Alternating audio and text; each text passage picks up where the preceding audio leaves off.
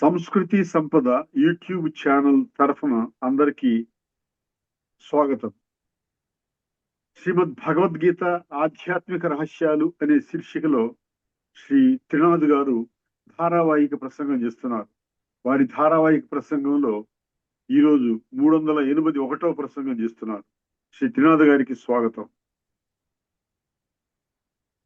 శ్రీమద్ భగవద్గీత ఆధ్యాత్మిక రహస్యాలు ఈ యొక్క కార్యక్రమాన్ని వీక్షిస్తున్నటువంటి సోదరులందరికీ కూడా హార్దిక స్వాగతం. ధార్మికము ఆధ్యాత్మికము ఈ విషయం పట్ల మనం చాలా కూలంకషంగా చర్చిస్తూ వస్తున్నామండి. ఈ యొక్క విషయాన్ని చాలా స్పష్టంగా అర్థం చేసుకోవాలి. ఎవరైతే ఈ తేడాన్ని గమనిస్తారో, ఈ భేదాన్ని స్పష్టంగా తెలుసుకుంటారో, రెండు ఒకటి కాదు, రెండు వేరే వేరే, ఈ రెండింటి మధ్య రాత్రికి పగలుకున్నంత భేదం ఉంది, భూమికి ఆకాశానికి ఉన్నంత భేదం ఉంది అని గమనిస్తారో వాళ్ళు ఆధ్యాత్మికత అర్థం చేసుకొని, ఆధ్యాత్మిక దృష్టికోణంలో సంపూర్ణ ఆధ్యాత్మిక జ్ఞానాన్ని అర్థం చేసుకొని వాళ్ళ జీవితాన్ని సర్వాంగ సుందరంగా తీర్చిదిద్దుకుంటారు. ఇందులో ఎటువంటి సంశయానికి తావులేదండి. భగవద్గీతలో భగవద్గీత రహస్యాల పరంగా, ధార్మికం ఆధ్యాత్మిక పరంగా మరొక విషయాన్ని మేము దృష్టికి తీసుకొని వస్తున్నానండి. భక్తి మార్గంలో మనకు వైరాగ్యం అన్న పదం ఒకటి ఉందండి. వైరాగ్యం అంటారు. వైరాగ్యం అనేది ఆధ్యాత్మికంగా దాని అర్థం వేరు, ధార్మికము లేక భౌతికములో అర్థం వేరు. మామూలుగా వైరాగ్యం అంటే ఏం చెప్తుంటారు? మామూలుగా సాధువులు, సన్యాసులు ఇల్లు వాకిల్ని విడిచిపెట్టి వెళ్ళిపోతారు, అరణ్యానికి వెళ్ళిపోతారు, అడవులకు వెళ్ళిపోతారు, తపస్సు చేసుకోవడానికి వెళ్ళిపోతారు. ఎందుకంటే ఈ గృహస్థ మార్గంలో ఉండలేకపోతున్నాము, ఉంటే మేము యొక్క విషయ వికారాల వలయంలో చిక్కుకొని అక్కడి నుంచి బయటికి రాలేకపోతున్నాం అన్నటువంటి భావనతో వాళ్ళు వెళ్ళిపోతారు. దాన్ని కూడా వైరాగ్యం అంటారు. కానీ ఇక్కడ ఆధ్యాత్మిక దృష్టికోణంలో ఒకసారి వైరాగ్యం అనే పదాన్ని అర్థం చేసుకోకపోతే, వైరాగ్యం అంటే గృహస్థంలోనే ఉంటాం, ఎక్కడికి వెళ్ళము, భౌతికంగా ఎక్కడికి వెళ్ళమండి.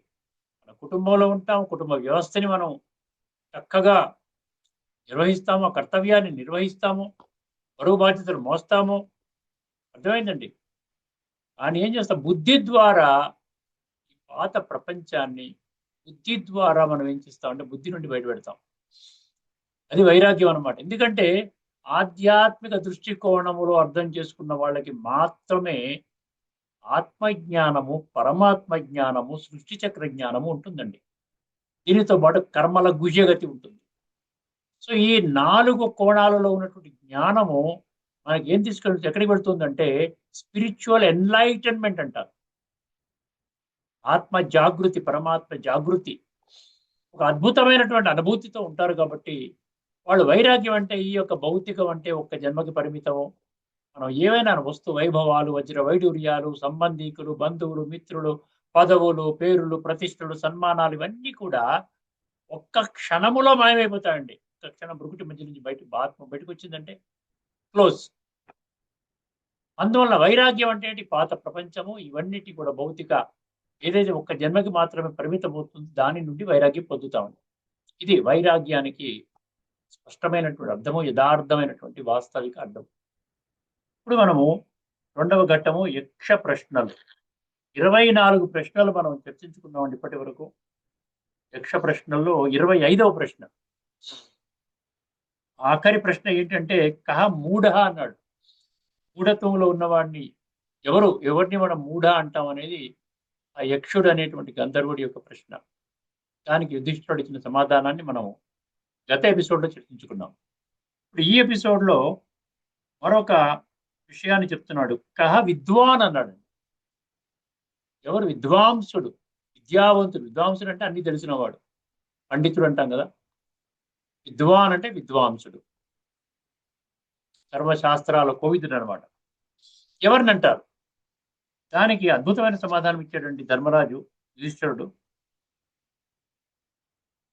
కహ విద్వాన్ అంటే తెలుగులో విద్యావాన్ అన్నాడు, హిందీలో విద్వాన్ అనే దానికి విద్యావాన్ అన్నాడు. విద్వాన్ అని అనుకున్న తప్పులేదు. ఎవరు నిజమైన విద్యావంతుడు? విద్య, విద్య ఇది చాలా ముఖ్యం అనమాట. యుధిష్ఠిరుడి సమాధానము ఆత్మతత్వం వేత్తి స విద్వాన్. ఆత్మతత్వం వేత్తి స విద్వాన్. ఎంత అద్భుతం, ఎంత క్లియర్గా ఉంది చూసారా? భగవద్గీతలో ఇప్పటి వరకు మనం తెలుసుకున్న ఆత్మతత్వము అన్ని శాస్త్రాల్లో ఉంది, చూసారా. ఇప్పటికే మనము కొన్ని శాస్త్రాలను టచ్ చేసాం, ఇప్పుడు ఉపనిషత్తులు కూడా టచ్ చేస్తున్నాం. ఏమన్నాడు? ఆత్మతత్వం ఎవరికైతే బోధపడిందో, అర్థం చేసుకున్నారో వాళ్ళు మాత్రమే విద్వాంసులు, మిగతా వాళ్ళంతా అజ్ఞానులు అని అర్థం చేసుకోమంటున్నారు. ఆత్మతత్వం వేత్తి స విద్వాన్. ఇప్పుడు ఆత్మతత్వం అంటే ఏమిటి? తత్వం అంటే యథార్థం అని గుర్తుపెట్టు. తత్వం అంటే కన్ఫ్యూజ్ అవ్వకండి. తత్వం అంటే వాస్తవము, యథార్థము, సత్యము, ఉన్నది ఉన్నట్టుగా అర్థం చేసుకోవడము. ఆత్మ ధర్మం అనమాట. అంటే నేను ఆత్మని, ఇది నా శరీరం, అంతే. నేను ఆత్మని, ఇది నా శరీరము. 2వ అధ్యాయం భగవద్గీతలోని 11వ శ్లోకం నుండి 30వ శ్లోకం, 26 శ్లోకాలు వరుసగా చదువుకోండి మీరు. అర్థమైందండి? ఆత్మ అవినాశి, ఆత్మ చైతన్యము, ఆత్మశక్తి, ఆత్మ జాగృతి అనేది ఎప్పుడవుతుంది? నేను ఆత్మని అన్న సంగతి అర్థమవుతే ఈ శరీరము టెంపరీ, ఇది పర్మనెంట్, ఇది అవినాశి, ఇది వినాశి అని అర్థమవుతుంది. ఆత్మతత్వాన్ని గ్రహించిన వాడే నిజమైన విద్యావంతుడు. అలా డీటెయిల్గా చాలా ఇచ్చాడు ఎక్స్ప్లెయిన్, అంత రాసుకున్నాను పాయింట్స్. గ్రంథాలు చదివిన వాడే విద్యావంతుడు కాదు. గ్రంథాలు అంటే శాస్త్రాలు అనండి, అకాడమిక్ ఫీల్డ్లో కూడా చాలా science, physical sciences, medical science, engineering sciences, commerce ఇవన్నీ ఉన్నాయి కదా. ఇది మాత్రమే, అందులో పట్టు సంపాదించిన వాడు మాత్రమే విద్యావంతుడు కాదు అంటున్నాడు. తన అసలు నేను ఎవరు అనేది తెలుసుకొని ఆ జ్ఞానాన్ని ఆచరించేవాడే నిజమైన విద్యావంతుడు అన్నాడు. చూసారా, నేనెవరు ఇక్కడ తీసుకునే భగవద్గీతలో ఉన్న మూల సిద్ధాంతం. శాస్త్రాలు విద్యావంతుడు అనే పదాన్ని ఇలా నిర్వచిస్తాయి.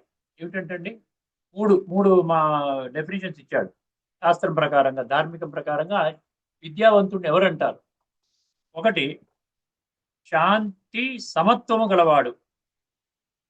అర్థమైందండి? శాంతిగా ఉండేవాడు, ఎప్పుడు ప్రశాంతంగా ఉంటాడు. సమత్వం అంటే అందరిలో కూడా ఆ మంచినే చూస్తాడు కాబట్టి అందరూ భగవంతుడి సంతానం అని సమత్వంగా చూస్తాడు. ఎప్పుడు స్థితి డిస్టర్బ్ అవ్వకుండా ఉంటాడు, స్టేబుల్గా ఉంటాడు. సమత్వ స్వభావం. అర్థమైందండి? సమత్వం యోగ ఉచ్యతే 2వ అధ్యాయం 48వ శ్లోకంలో ఉంటుంది. శ్రీమద్ భాగవతంలో విద్యాయ విముక్తయే అన్నాడు. నిజమైన విద్య విముక్తికి తీసుకొని వెళ్ళేది. విద్యాయ విముక్తయే అంటే విముక్తి మార్గానికి, అంటే ఈ దైహిక ఒకే జన్మకి మాత్రమే పరిమితము కాబడేటువంటి విద్యను దాటుకొని ఆధ్యాత్మికతలోకి తీసుకుని వెళితే మనకు అర్థమవుతుందన్నమాట. ఈ కల్పములో ఈ యొక్క దేహాన్ని తీసుకుంటూ విడిచిపెడుతూ ఇలా కాలచక్రములో సతో రజో తమో ఈ విధంగా పరిభ్రమణ చేస్తోందన్న విషయం అర్థమవుతుంది. అప్పుడు నిజమైన ముక్తి అంటే ఏమిటో అర్థమవుతుంది. శరీర భ్రాంతిలో ఉంటే ముక్తి కాదు, శరీరం నుండి బయటికి వెళ్ళే విధానం అది ముక్తావస్థ అంటారు. ఆ విధంగా తెలుసుకున్న వాడే నిజమైన విద్య అంటున్నాడు. శ్రేయో మార్గం అది, శాంతి సమత్వం కాదు. ఫస్ట్ మార్గం ఏంటి? శ్రేయో మార్గం తెలిసిన వాడు. శ్రేయో మార్గం అంటే ఎలివేటెడ్. ఎప్పుడు ఉన్న స్థితిలో ఉండకూడదండి. ఉన్న స్థితి నుంచి మనం ఉన్నత స్థితిలోకి వెళ్ళాలి. ఎప్పుడు అదే కదా. క్లర్క్గా జాయిన్ అయ్యి వాడు ఏం చేస్తాడు? మెల్లిగా ఆఫీసర్ అవుతాడు, ఆఫీసర్ నుంచి మేనేజర్ అవుతాడు, మేనేజర్ నుంచి chief manager, promotion, general manager, అలాగా ప్రతిదీ ఉన్నతంగా వెళ్ళిపోతుంటాం కదా. ఈ విధంగా కూడా మనం ఆధ్యాత్మికంగా కూడా ఎదగాలి. శ్రేయో మార్గం తెలిసిన వాడు. విద్యాయా విముక్తి అని ఏమన్నా నిజమైన విద్య విముక్తి తీసుకుని వెళ్ళేది. 2వది, శాంతి సమత్వం గలవాడు.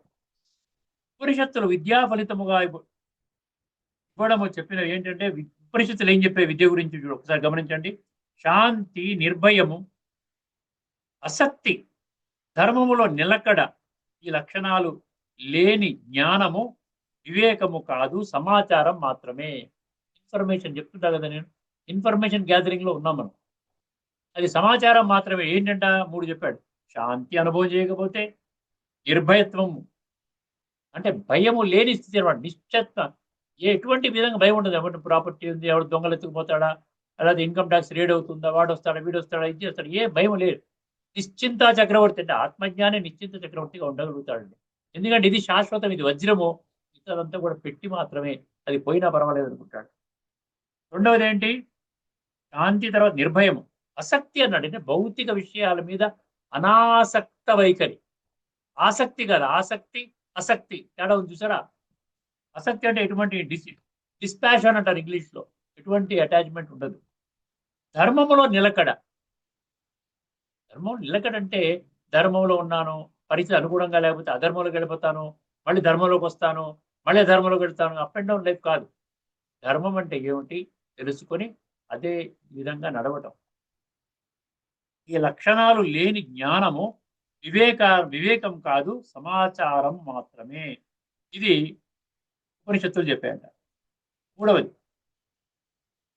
ఆత్మ పరమాత్మ రెండింటి తత్వాన్ని అధ్యయనం చేసిన వాడు విద్యావంతుడు. ఆత్మ పరమాత్మ అధ్యయనం చేసిన వాడు.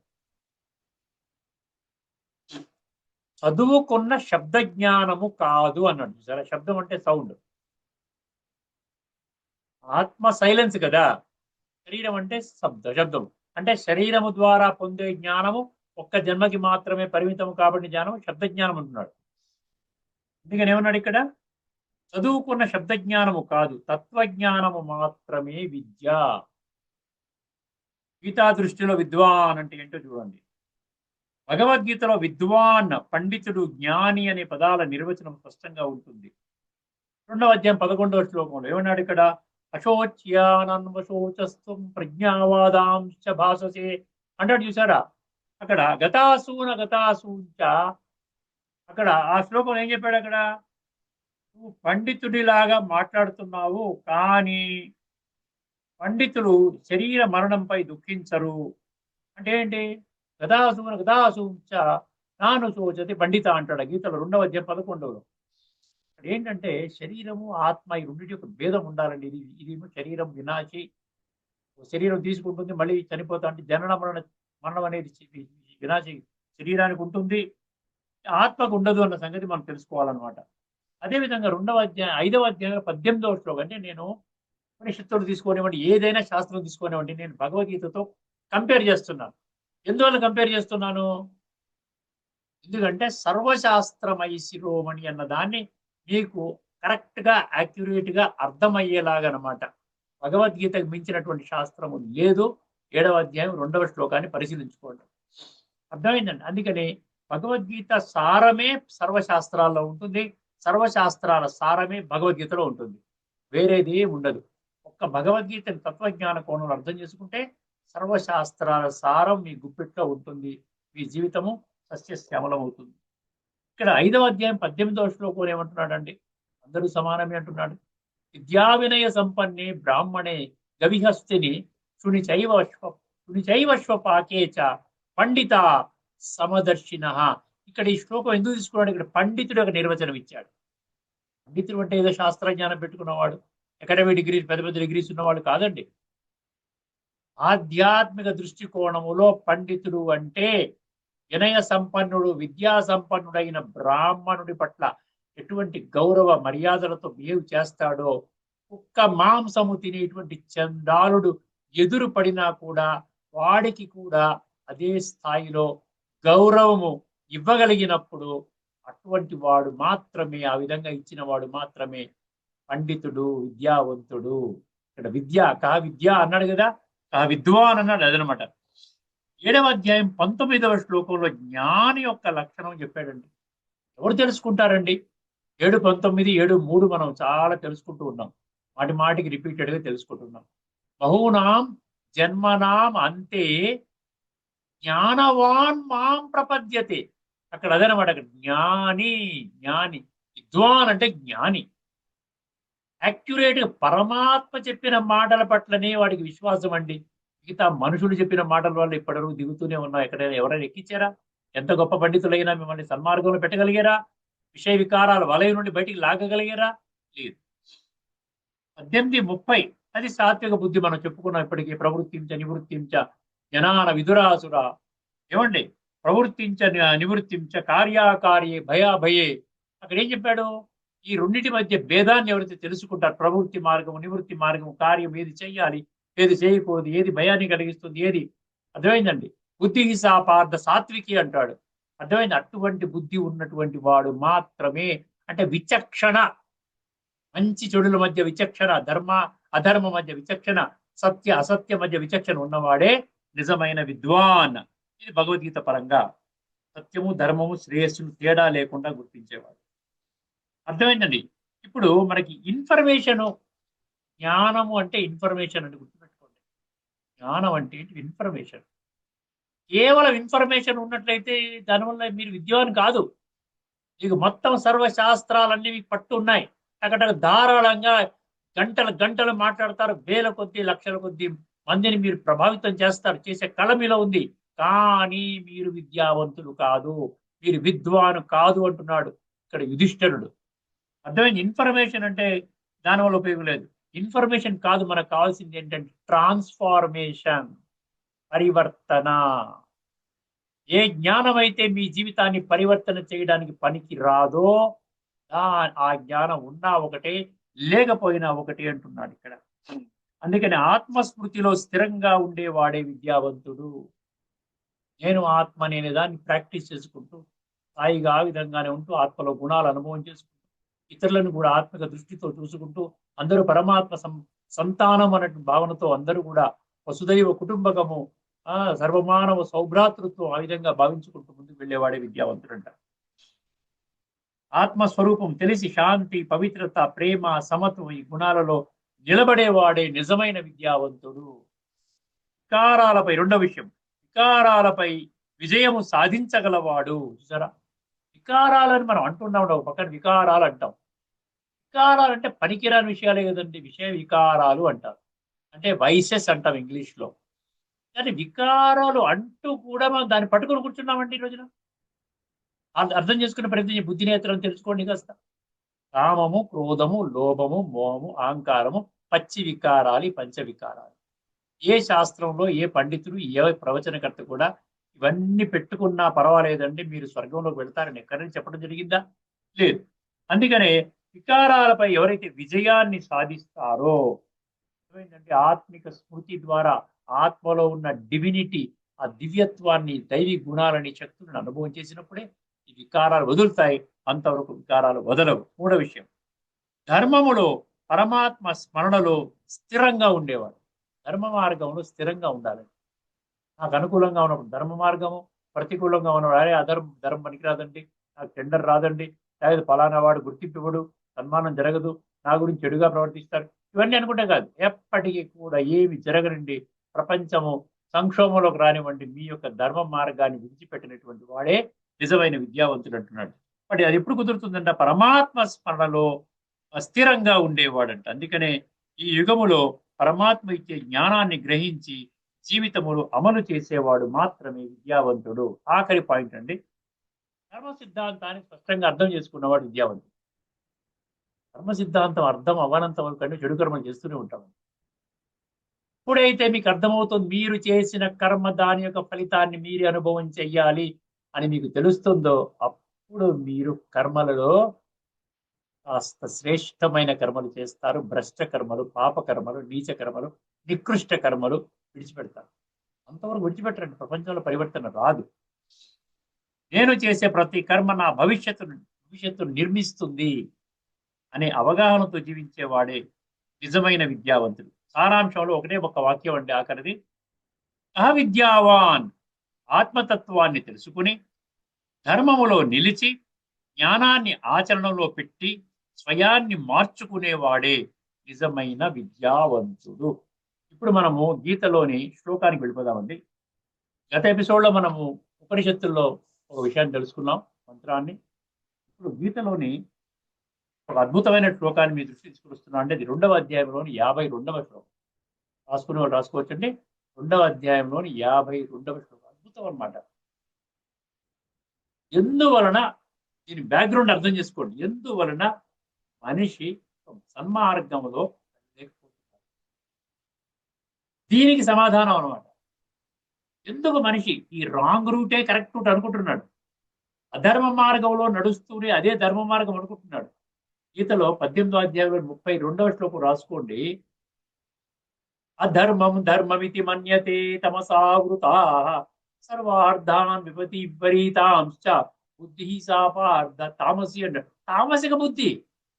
అధర్మ మార్గంలో తెలిసి కూడా ఇది అధర్మ మార్గము, లంచము తీసుకోవడం తప్పు, వంకర టెంకర పనులు చేయడం తప్పు, అర్థమైందండి? మోసము చేయడం తప్పు, కల్తీలు చేయటం తప్పు. తెలిసి కూడా మీరు చేస్తున్నారు అంటే అధర్మము అని తెలిసి కూడా అదే ధర్మం అనుకుంటే దాన్ని ఏమన్నాడు? తామసిక బుద్ధి అంటున్నాడు. అర్థమైందండి? అందువలన ఒక్కసారి మీరు గమనించగలిగితే ఈ తామసిక బుద్ధి ద్వారా మీరేమైనా మంచి మార్గాన్ని వెళ్ళగలుగుతారా? సాత్వికంగా వెళ్ళగలుగుతారా? అర్థం చేసుకోండి. రేపు రాబోయేటువంటి క్రొత్త ప్రపంచం రాబోతుంది. మీరు నమ్మినా పర్వాలేదు, నమ్మకపోయినా పర్వాలేదు. మీ నమ్మకంతో మీరు భగవంతుడి కర్తవ్యాన్ని ఏమి శాసించలేరు. ప్రపంచం అంతా నమ్మదు. నూటికో కోటికో కొద్దిమంది నమ్ముతారు. ఇప్పుడు 15-20 లక్షల మంది మేము నమ్ముకొని కూర్చున్నాము. హాయిగా ఉన్నాము, నిశ్చింతగా ఉన్నాం, ఆరోగ్యంగా ఉన్నాం, బ్రహ్మాండంగా ఉన్నాం, అందరినీ గౌరవిస్తాము. ఏ కారణము అని చెప్పి ఈ శ్లోకం మీరు అర్థం చేసుకోండి. ఇప్పుడు మీరు వినండి. యథాతే మోహ కలిలం బుద్ధిర్వ్యతితరిష్యతి తదా గంతాసి నిర్వేదం శ్రోతవ్యస్య శృతస్య చ. ఇది శ్లోకం అండి. 5వ అధ్యాయం 2వ అధ్యాయంలో 52వ శ్లోకం. యథాతే మోహ కలిలం, ఇది చాలా ఇంపార్టెంట్ అండి. కలిలం అన్నాడు. కలిలం అంటే ఏంటి? కలిలం అంటే ఏమిటి? కలిలం అంటే ఏంటంటే కన్ఫ్యూజ్డ్ స్టేట్ అంట. మనసు అంతా గజిబిజిగా ఉందంట. ఏ మార్గాన వెళ్ళాలో క్లారిటీ లేదు. ఎవరు ఏది చెప్తే కూడా ఓకే ఓకే అన్నాను. ఎప్పుడైనా బుద్ధి నేత్రం తెరుచుకున్నానా నేను? భగవంతుడు బుద్ధిని ఇస్తే నేను ఏదో పకోడీ తినాలా, జిలేబీ తినాలా, దానికి వాడుకున్నాను. అర్థమైందండి? ఏ వస్త్రం వేసుకోవాలి, ఏ ఆహారం స్వీకరించాలి, ఏ సినిమాకి వెళ్ళాలి, ఏ వాహనం కొనుక్కోవాలి, దీని కొరకు కాదు భగవంతుడు బుద్ధినిచ్చింది. అందువల్ల ఏంటి ఈ రోజున మోహకలీలం ఎందుకన్నాడు?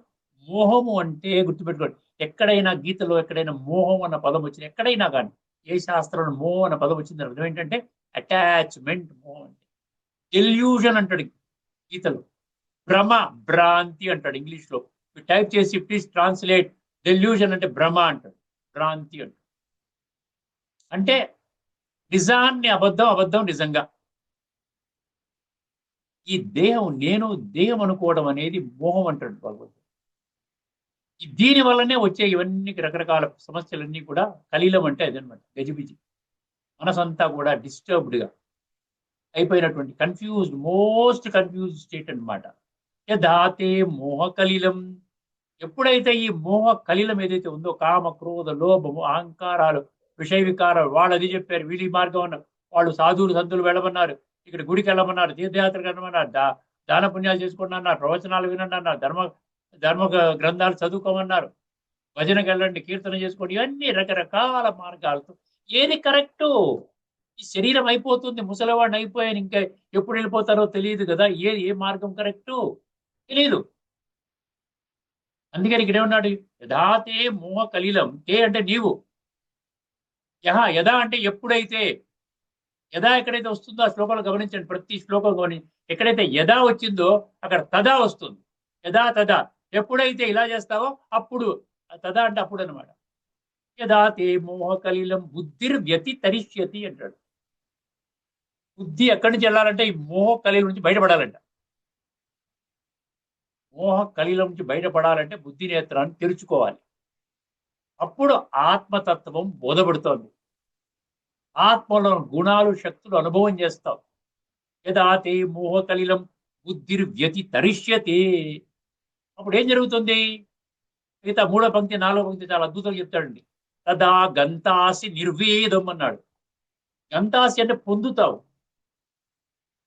ఏం పొందుతావంట? తదా యథా అని చెప్పాను కదా, ఎప్పుడైతే అక్కడ తదా అప్పుడు గంతాసి అంటే పొందుతా. ఏం పొందుతావంట?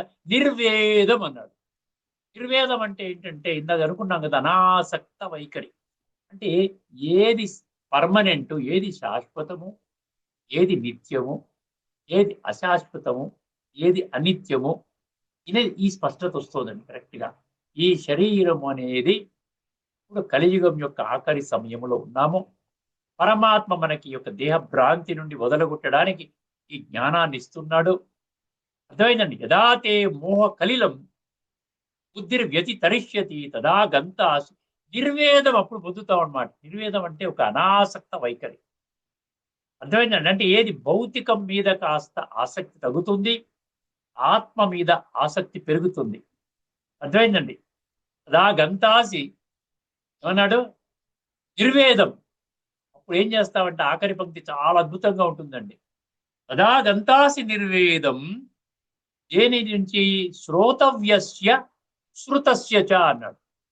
శృతస్య చ అంటే ఇప్పటి వరకు నువ్వు ఏమి విన్నావు, ఎన్ని శాస్త్రాలు చదువుకున్నావు, ఎన్ని వేల ప్రవచనాలు విన్నావు, టీవీ ద్వారా విన్నావు, సినిమాల్లో విన్నావు, ప్రత్యక్షంగా విన్నావు, ఫలానా గురువు గారు, ఫలానా సన్యాసి, ఫలానా ఈయన చెప్పారు, చాలా పెద్ద మనిషి, గీత విన్నావు, ఆధ్యాత్మికంగా ఎన్నో రకరకాల భేదాలు విన్నావు, ఉపనిషత్తులు విన్నావు, లలిత విన్నావు, హనుమాన్ చాలీస చదువుకున్నావు, అన్ని విష్ణు సహస్రాలు, అన్ని ప్రపంచంలో ఉన్న శాస్త్రాలు అన్ని విన్నావు. శృతస్య చ అంటే విన్నది. శ్రోతవ్యచ అంటే ఏంటి? శ్రోతవ్య అంటే వినబోయేది. ఇప్పటి వరకు విన్నది, దీనివల్ల కూడా ఉపయోగం లేదు.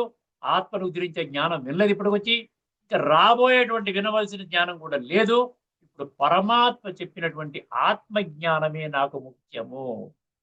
ఆత్మజ్ఞానము ద్వారా ఆత్మ తత్వము బోధపడుతూ, ఆ తత్వము ద్వారా ఆత్మ యొక్క ఉనికిని, అస్తిత్వాన్ని అర్థం చేసుకుని, అర్థమైందండి, ఆత్మ యొక్క అనుభూతిలోకి వెళ్ళి పరమాత్మతో జత చేర్చుకొని, జతయ్యి, జత అంటే కంబైన్డ్ యోగం అంటాం కదా, రాజయోగ ప్రక్రియ ద్వారా ఆత్మ పరమాత్మతో మిలనము చెంది ఆ పరమాత్మ గుణాలు శక్తులు నాలో అనుభవం చేసేటువంటి స్థితి.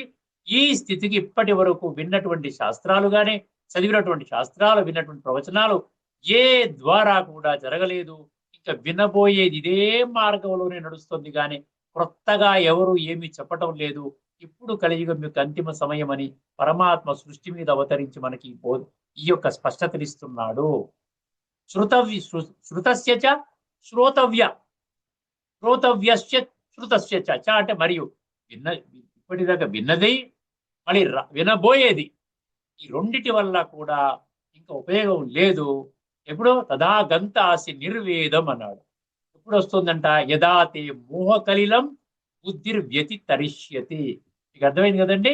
సో ఎప్పుడైతే మన బుద్ధి నుండి ఈ యొక్క దైహిక భ్రాంతి, దైహిక వస్తు వైభవాలు, సంబంధాలు, మనుషులు, సన్మానాలు, కీర్తి కిరీటాలు, ధనము, బంగారము, ఆస్తులు, ఇవన్నీ కూడా ఇక్కడ ఒక్కసారి ఆత్మ బయటికి వెళ్ళిపోతే దీని మీద నాకు కంట్రోల్ ఉండదు అన్న సత్యాన్ని గుర్తించి ఎప్పుడైతే బుద్ధిని దీని నుండి బయట పడేస్తావో తదా గంతాసి నిర్వేదం.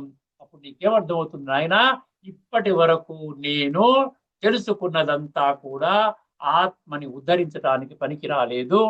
ఆత్మలో నిక్షిప్తము కాబడినటువంటి సంస్కారాలని పరివర్తన చేసుకోవడానికి పరివర్తన రాలేదు.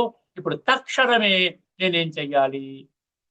ఆధ్యాత్మిక చింతన ద్వారా ఆత్మతత్వము, పరమాత్మ తత్వము, సృష్టి చక్ర జ్ఞానము, కర్మల సిద్ధాంతము, కర్మల గుహ్యగతి తెలుసుకుని నా జీవితాన్ని పరమాత్మ గీతలో 574 శ్రీ భగవాను వాచి శ్లోకాల మాధ్యమముగా బోధించినటువంటి జ్ఞానాన్ని ఆధారముగా నా జీవితాన్ని సర్వాంగ సుందరముగా చేసుకోవాలి. ఒకసారి భగవద్గీతలో ఈ శ్లోకం పట్ల భాష్యకాలు చూసి ఈ యొక్క కార్యక్రమాన్ని మనం ముగించుకుందామండి. 2వ అధ్యాయము 52వ శ్లోకం. ఇది ముఖ్యం, ఎందుకంటే మనకి ఇందులో రాసుకున్న దాని ప్రకారం మళ్ళీ మీరు ఇంకో డైరెక్షన్ లో వెళ్తారేమోనని ఇది చెప్పడం జరుగుతుంది. చూడండి 52. యదాతే మోహకలిలం బుద్ధిర్వ్యతి తరిష్యతి తదా గంతాసి నిర్వేదం శ్రోతవ్యస్య శృతస్య చ. మోహమనడి ఊబి నుండి పూర్తిగా బయటపడినప్పుడే నీవు వినిన, అంటే ఇప్పటిదాకా వినబోవు, అంటే ఫ్యూచర్ లో వినబోవు ఇహపరలోక సంబంధమైన సమస్త భోగముల నుండి వైరాగ్యమును పొందెదవు. అర్థమైందండి? ఇక్కడితో మనం ఈ చర్చను ముగించుకుందాము. తదుపరి ఎపిసోడ్ లో మనం ఈసారి అద్భుతమైనటువంటి ఉపనిషత్తుల మంత్రాన్ని మనం చర్చించబోతున్నాము. అదేవిధంగా యక్ష ప్రశ్న కూడా, తదుపరి ప్రశ్న 26వ ప్రశ్నను కూడా మనం తీసుకొని ముందుకు పెడదామండి. ఈ కార్యక్రమాన్ని వీక్షిస్తున్న అందరికీ కూడా నమస్సుమాంజలి. లోకా సమస్త సుఖినో భవంతు. ఓం శాంతి.